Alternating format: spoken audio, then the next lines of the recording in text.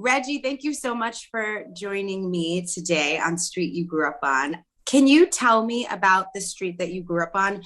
Where was it? Like what was the city and state and the name of the street? Yeah, so I was born and raised in Akron, Ohio, Mm. on Mildred Street. And on that street, literally, the intersection between myself growing up, we would play basketball and education. Basketball and education literally was like Mm.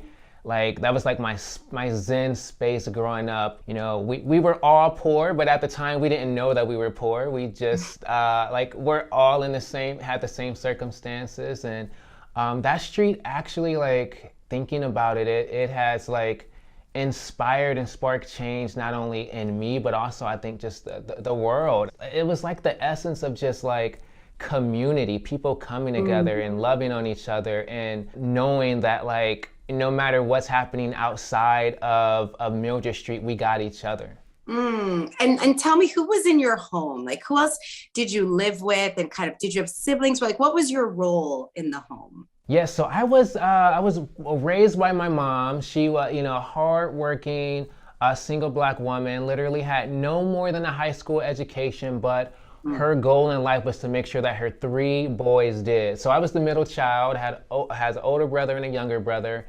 She would use this saying, "It's going to be greater later," right? We didn't know what that meant. I don't think she knew what that meant, but it was this drive that if you go to school, you do good, you stay out of trouble, things will work out. And she really believed that and instilled that in us. What do you think it was about your childhood growing up on Mildred that inspired you to do this kind of work, to be an advocate and an activist?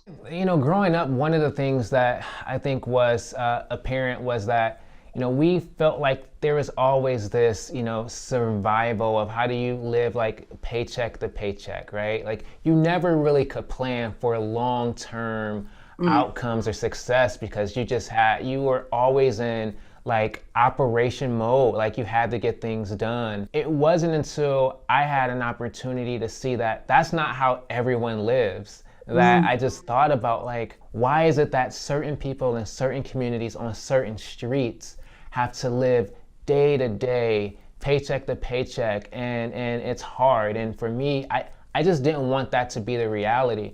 Growing up, I had a lot of knowledge and skills, but I didn't have access and opportunity. I didn't know people. I didn't know the process. But once I got that access, once I got that opportunity, I felt like everyone should have that.